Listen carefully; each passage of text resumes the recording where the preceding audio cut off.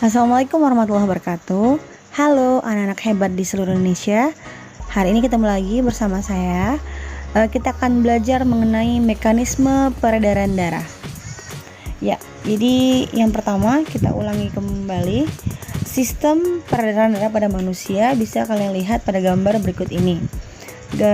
Garis pertama itu ada di gambar pembuluh yang berwarna biru. Itu adalah vena, ya, menandai bahwa pembuluh darah ini paling banyak membawa darah yang kaya karbon dioksida. Kemudian yang kedua itu dilambangkan di pembuluh warna merah, disebut dengan arteri. Ini adalah pembuluh darah yang membawa darah paling banyak, itu kaya oksigen. Nah, sedangkan yang terakhir ini adalah jantung. Inilah bagian paling utama dalam proses peredaran darah pada manusia. Nah, sistem peredaran darah pada manusia itu adalah ganda tertutup. Ini sudah dibahas di materi awal-awal, ya. Jadi dia ganda artinya 2 kali melewati jantung, dan dikatakan tertutup karena dia berada di dalam pembuluh darah. Nah, bagaimana mekanisme prosesnya? Nah, hari ini akan kita bahas bagaimana mekanisme peredaran darah pada manusia ini. Ya, berikutnya ini ada satu pola gambar, ya. Jadi saya buat gambar 1 ini sampai 15. Kita perhatikan ya sama-sama apa gambar yang dimaksud. Yang pertama nomor 1, ini ada gambar orang bagian atas, ya. Karena ada kepala, ada badannya, ya, separuh badannya. Ini adalah kapiler pada kepala dan lengan.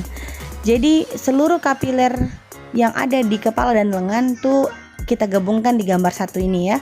Kemudian nomor 2, ini adalah vena cava superior, ya. Jadi vena cava itu artinya adalah pembuluh darah yang membawa darah dari tubuh bagian atas kalau dia superior. Kemudian yang nomor 3, ini adalah arteri pulmonalis. Ini adalah pembuluh darah yang berasal dari jantung yang akan membawa darah menuju ke paru-paru.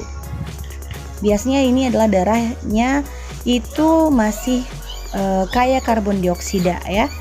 Ya, kemudian nomor 4, ini adalah kapiler paru-paru sebelah kanan. Jadi kalau ada paru-paru, bagian terdalamnya itu adalah kapiler paru-paru yang langsung berhubungan dengan sel-sel tubuh kita. Kemudian nomor 5, ini adalah atrium kanan, ya, bagian jantung pertama yang dilewati oleh darah dari seluruh tubuh.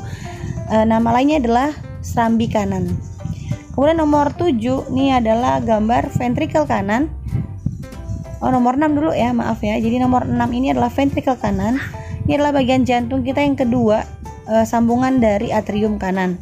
Jadi ventrikel kanan ini menerima darah dari atrium kanan dan akan membawa darah dari yang akan mengalirkan darah ke arteri cava, arteri pulmonalis, ya. Ya, berikutnya nomor 7,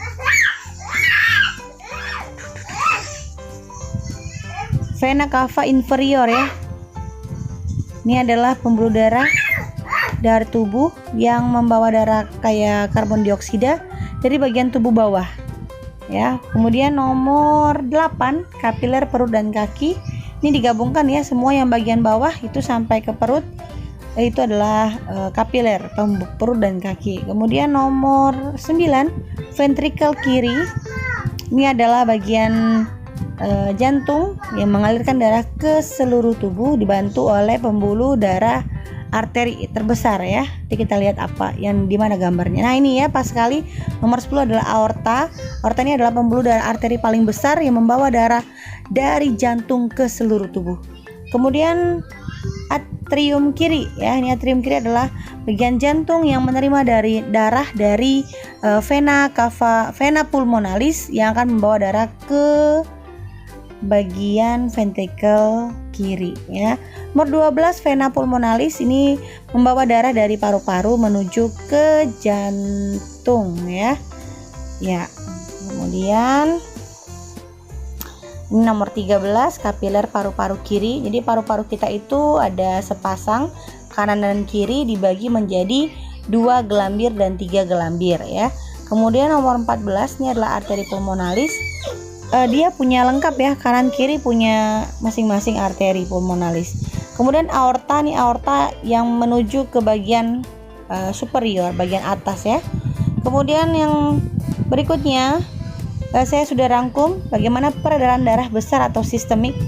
Jadi darah kayak O2 ini berasal dari jantung ya, yang akan masuk ke atrium kiri, kemudian ke ventrikel kiri, kemudian dialirkan oleh aorta menuju ke seluruh tubuh dan akan dibawa oleh vena cava kalau sudah digunakan dan akan masuk lagi menuju ke atrium kanan. Cercepnya adalah jantung, seluruh tubuh, jantung ya. Jadi inilah yang disebutkan peredaran darah besar.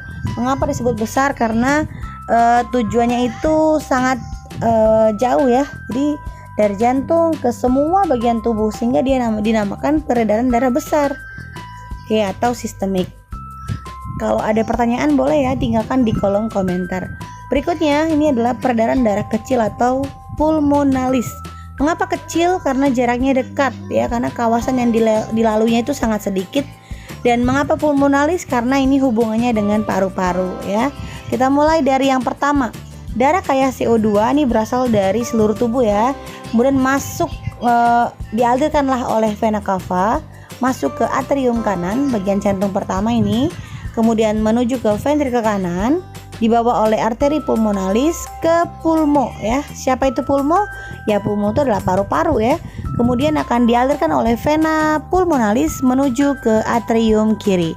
Ya, sangat ringkas ya, itulah maka disebut dengan peredaran darah kecil atau peredaran darah pulmonalis. Cercepnya ingat saja, jantung, paru-paru, jantung. Oke ya, udah paham ya sekarang ya apa perbedaan antara peredaran darah kecil dan peredaran darah besar. Oke, sampai ketemu di pertemuan berikutnya. Wassalamualaikum warahmatullahi wabarakatuh. Terima kasih. Jangan lupa dukung kita terus dengan cara klik like, comment, share, dan subscribe.